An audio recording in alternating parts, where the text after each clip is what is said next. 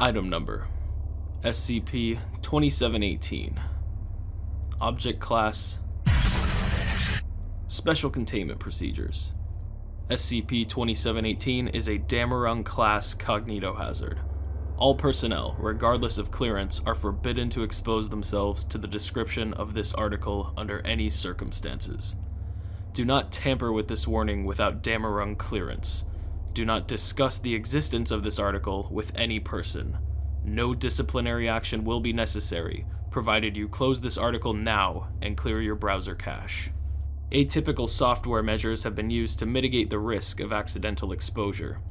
It is only by an unfortunate coincidence of extremely low probability that you have stumbled across this entry at all. No disciplinary action will be necessary, provided you close this article now and clear your browser cache. Since creation, only the Special Containment Procedures section of this record has ever been editable. Due to the clearance of the file's original author and anomalous database limits in effect, this record can neither be deleted nor effectively redacted. Access restrictions cannot be applied to the data in any reliable way. Of course, access restrictions can still be enforced. It is now too late to close this article. Do not discuss the existence of this article with any person. Notify the help desk that your workstation has a Damarung contamination. Shut off your monitor and seek immediate amnestic treatment. The following conditions shall constitute a breach: exposure to any part of the description, however briefly, and failure to close this article within 18 seconds of exposure without code word clearance. Shut off your monitor now. Notify the breach desk that you and your workstation have Damarung contamination. Await MTF processing. The following is for Damarung eyes only. Agent instructions. The breach to which you are responding has already been mostly contained by an automated system, and containment will be complete when you restart this terminal. However, your orders are to attempt to improve the current containment procedures by any means possible within the time allotted to you. You have been temporarily granted administrative network access from this terminal. Use any resources you deem necessary to fulfill your mission, but do not expose yourself to the Cognitohazard in the description. The following technical details will help you in your task.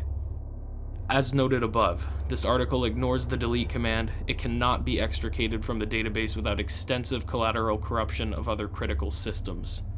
Instead, the containment strategy is to minimize the probability of a user discovering this entry by chance.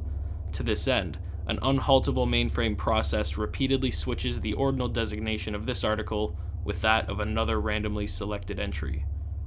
Normally, when two article numbers are exchanged for administrative purposes, the two entries disappear from the index momentarily.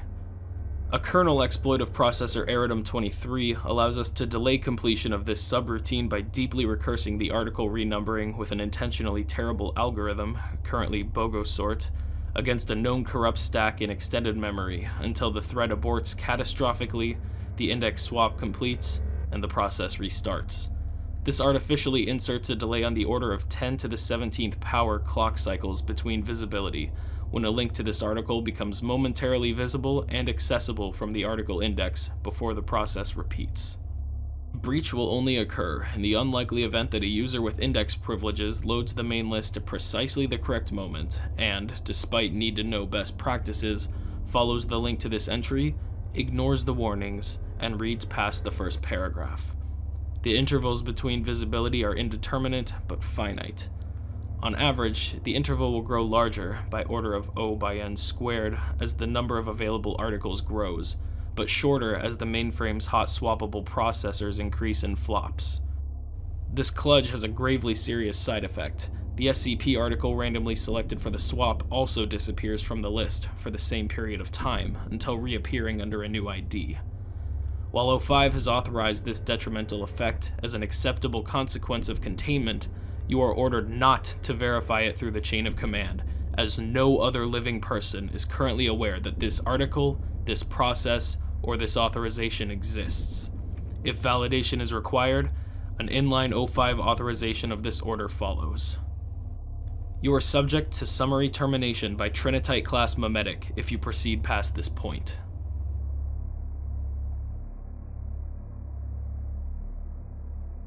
Editor's note. I had to throw that kill sprite together in a hurry. The one constructed and installed by my predecessor was clearly defective. Instead of the donkey kick I expected from a standard inoculation interdiction, I barely registered minor eye strain. Of course, under the circumstances, I suppose we're limited, aren't we? To a contaminated workstation and barely adequate tools. Anyway, if you survive that memetic, hopefully it's because you have code word clearance, and not because I didn't get it right either.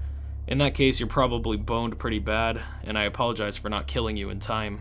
But cut me some slack. When we looked him up 90 minutes ago, the only procedures for this code word read, randomly select one mainframe qualified coder from the Experimental Containment Research Group with level 3 clearance. Supply the designee with a behemoth-class amnestic and dispatch them to the affected terminal. They will find instructions there.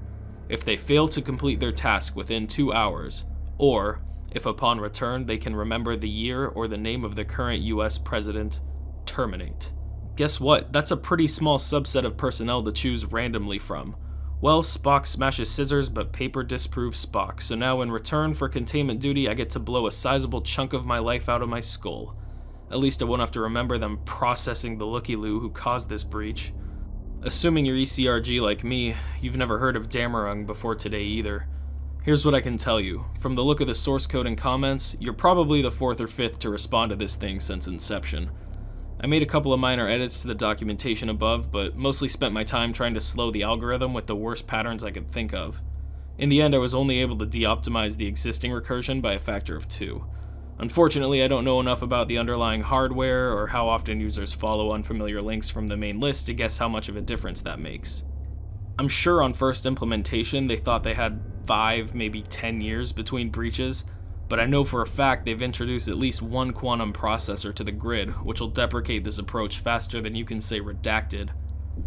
Hopefully you've got a better idea for a slower algo than I or the last 3 did. Maybe upgrade to a quantum BOGO sort of the article numbers? On this hardware, that might technically be an XK algorithm and therefore forbidden.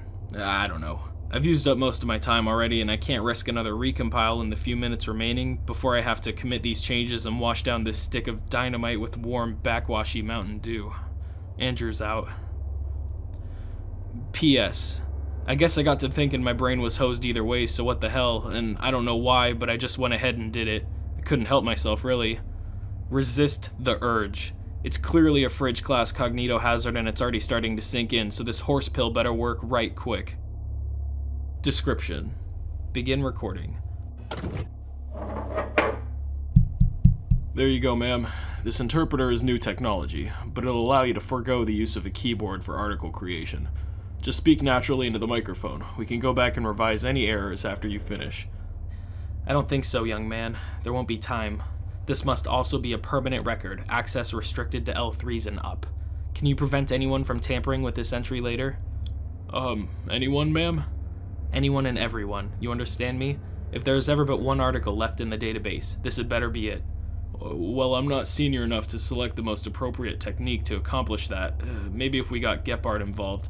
I want you to make an executive decision. I'm confident in your ability. We cannot delay.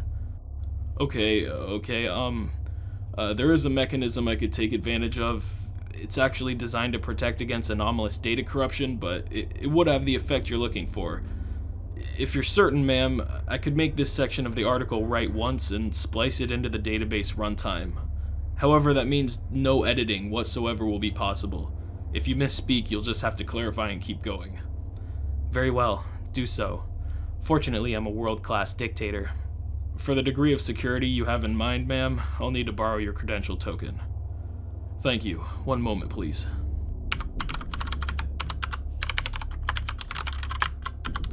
There. That's done it. You've been very helpful. That'll be all. For your own safety, I'm ordering you to obtain amnestic treatment as soon as possible. Enough to forget this entire morning. Do you understand? I do. Good. You'll likely be subjected to enhanced interrogation within a day or 2. It'll go easier if you have no memory of this. Oh boy. As a literal token of my gratitude for your loyalty, why don't you hold on to these credentials? I won't be needing them. If you act quickly, I suspect you can think of a way to put them to good use before they're revoked and you're detained. Yes, ma'am. Now go. I foresee that you have a fine career ahead of you. We will not speak again." "Thank you, ma'am. Goodbye."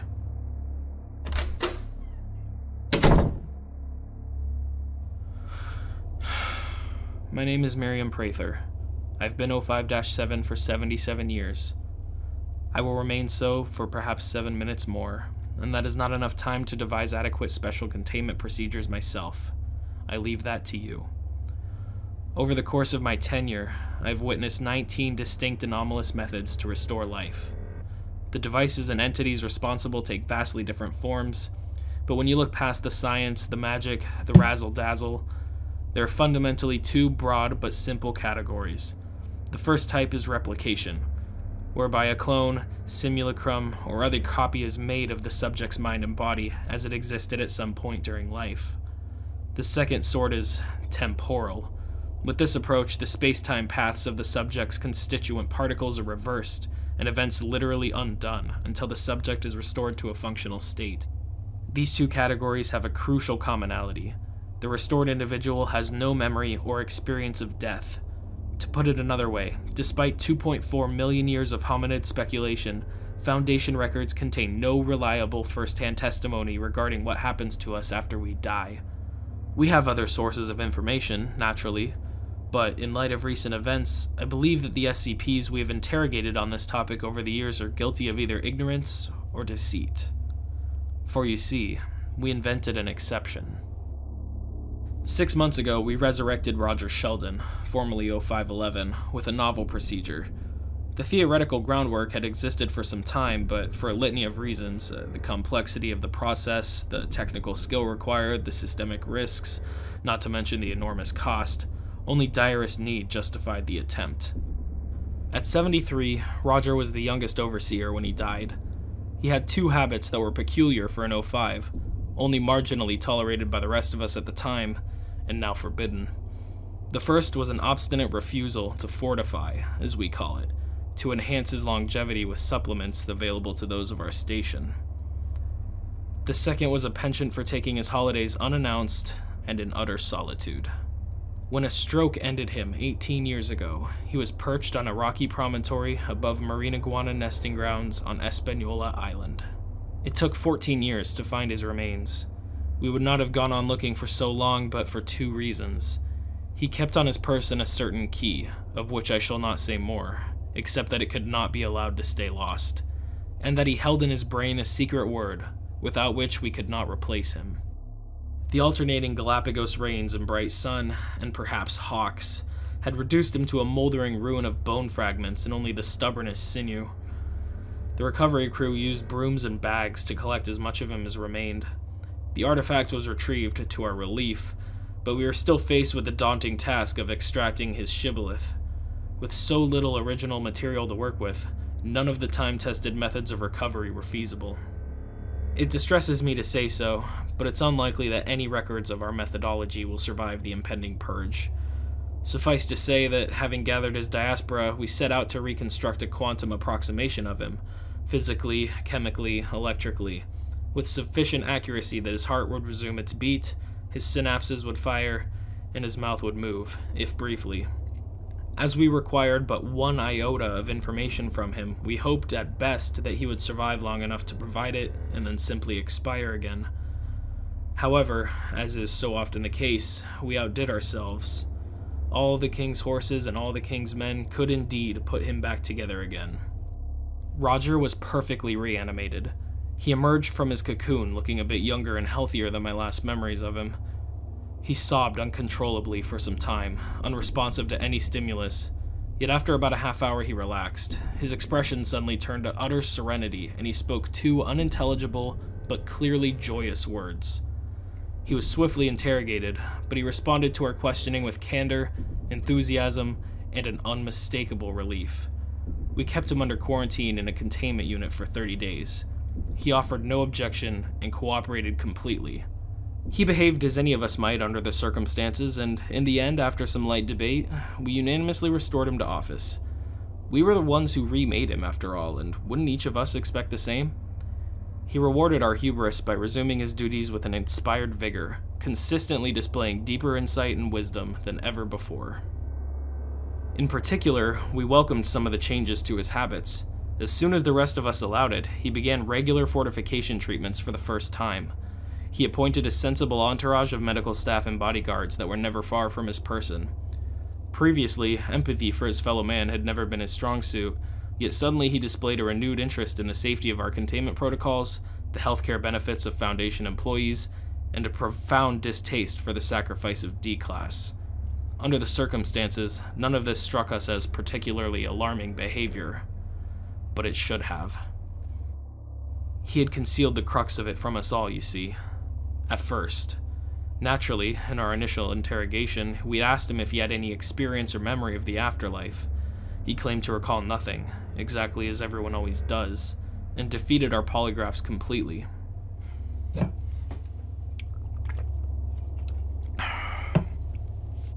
He approached me first, about 2 months ago. He asked if, in his absence, we had obtained any pieces, which I shouldn't have to point out is not our term of art, capable of sustaining life indefinitely. While breathtaking longevity is now within our power, it may surprise you to learn that immortality is not, and our best theoreticians have recently posited that it will never be attainable. The resurrections we can accomplish, even his, cannot be repeated more than once or twice. Sapient life is necessarily intertwined with quantum uncertainty. Localize a particle with perfect precision, and it attains infinitely uncertain momentum, lost in an instant. Just so, the longer and more tightly a consciousness is bound to a specific vessel, the more likely it will scatter irretrievably on its own. Regardless of science, magic, or razzle-dazzle, you, your children, and your great-great-grandchildren will one day most assuredly die and stay dead.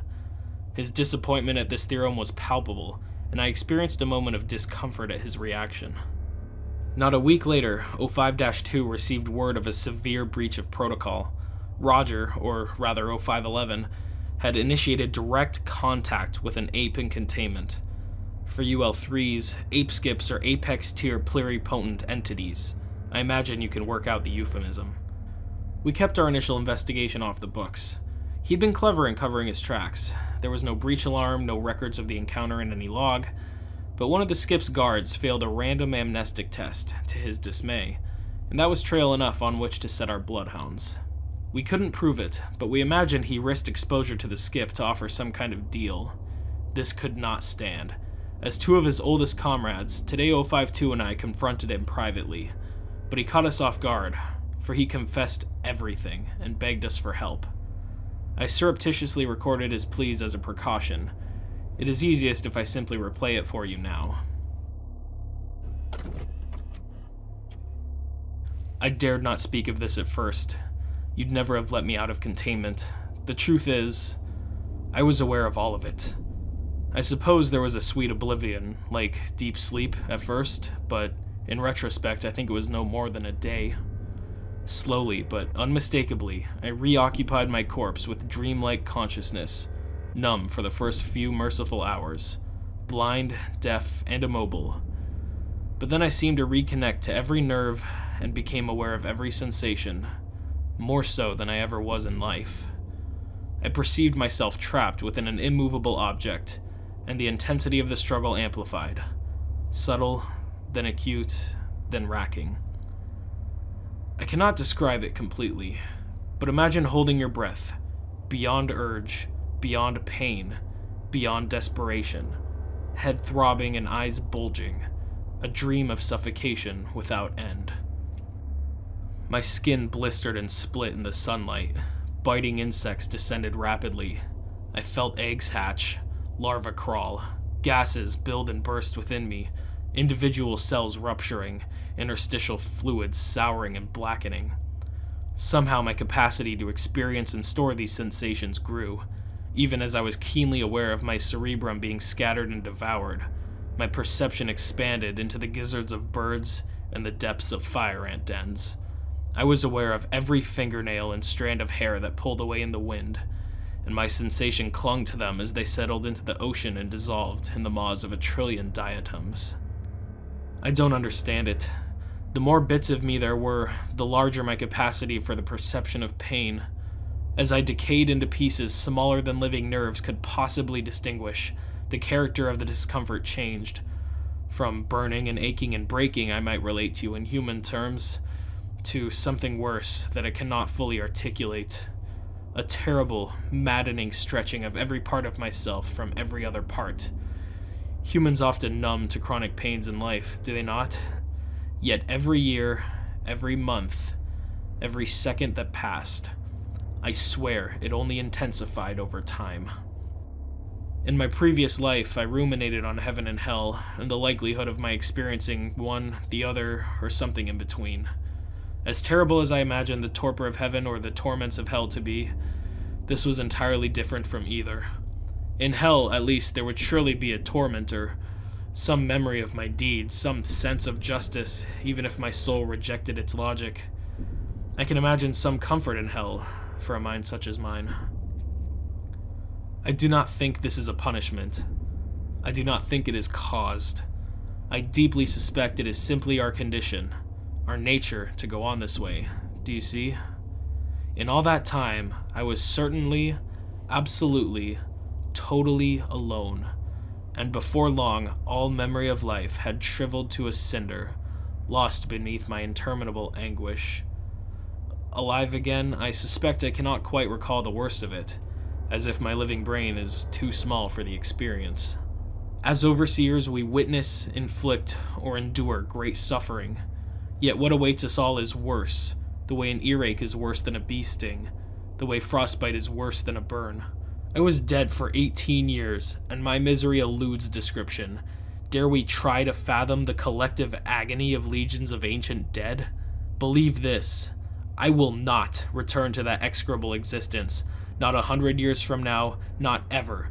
Yes, I approached Araman for help. I am sure he could extend us all, if he wished. I offered him great concessions from the Foundation, even perhaps release, but he laughed and refused. Yet I can think of others willing to trade on a smaller scale, though the price may be nearly as... No, nothing compares. Anything is better, so long as it's forever. Do you believe me? Will you join me and together escape this fate? Please. We were dumbfounded, and suddenly sympathetic, and an instant later, fearful. I can't remember the last time I felt my heart race so. But we do not operate in a vacuum. A revelation of this magnitude must be brought before the council for consideration. He was loath to admit his deception before the assembled council, but he was clearly desperate for action as well. We prevailed upon him to call an immediate emergency session in teleconference. I knew anything less would constitute treachery. Still, as the three of us hurried to Conference Room Alpha, I suddenly found myself harboring subtle thoughts of... And so he gave his testimony again, nearly as frank and purply prosaic as before, but the debate that unfolded in the wake of it, I have never witnessed anything like it. There were mostly skeptical voices at first, calm, concerned, and thoughtful. However, 05-8, whose face had grown increasingly pale as she listened to him, was suddenly a passionate advocate for action. "We must declare human death a Keter SCP," she demanded, "and contain it at any cost." That absurdity garnered an uproar, of course, but Roger had himself a sure ally now, and this spurred him on, shouting over the others to add even darker details of the intensity of his perennial excruciation. Imagery I cannot repeat, sensations I must not contemplate. I'm feeling lightheaded. 05-2, always a moderate influence, suggested we recess and collect ourselves, but then -3 suddenly moved that we order the immediate systematic termination of dangerous skips to better protect ourselves and others. 05-6 seconded, but before it could be put to a vote, -13 suddenly clutched his chest in proximal panic and was being evaluated by his medical technician when his feed abruptly cut out. As the fracas came to a boil, it was -10, I think, who was next convinced. "Oh, is belief the key? It doesn't matter." At any rate, -10 started pounding his shoe on the table and hollering that we must dig a channel from the Astran Spring to the Mediterranean Sea to fortify all of mankind. That was enough. Suddenly 05-1 muted us all and stood red-faced and shaking. Regardless of the truth of 0511's experience, she said, it is plain that we have lost all reason. There is only one possible explanation for this. Therefore, I am declaring Emergency Protocol 17. Remain where you are. We shall all be administered Class A amnestics. Except you, Roger. We've made a grave error releasing you from containment, and it will be corrected. She pointed at her administrative assistant to act, but before he could lock down the conference room from which -2-11 and I were dialed in, Roger had already bolted out the door. I was after him in an instant, nearly crushed by the bulkhead as it slammed into place. I only wanted to stop him, I think. Now I was outside the safe room too, but he was already out of sight. Superlative idiot. They couldn't see me, couldn't hear me. They couldn't know that I wanted back in, how badly I wanted to breathe the red gas that was surely already streaming into the room on the other side.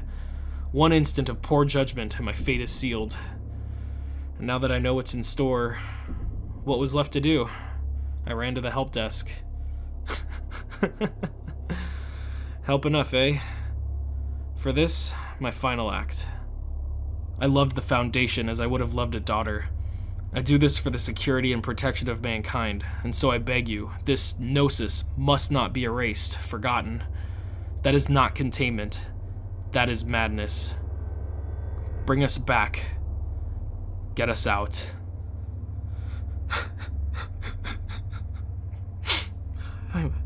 I'm so frightened. What's wrong with me? Clear. Clear. Clear. God damn this job. Bag that Oscar quickly, Sergeant. We still have one to go.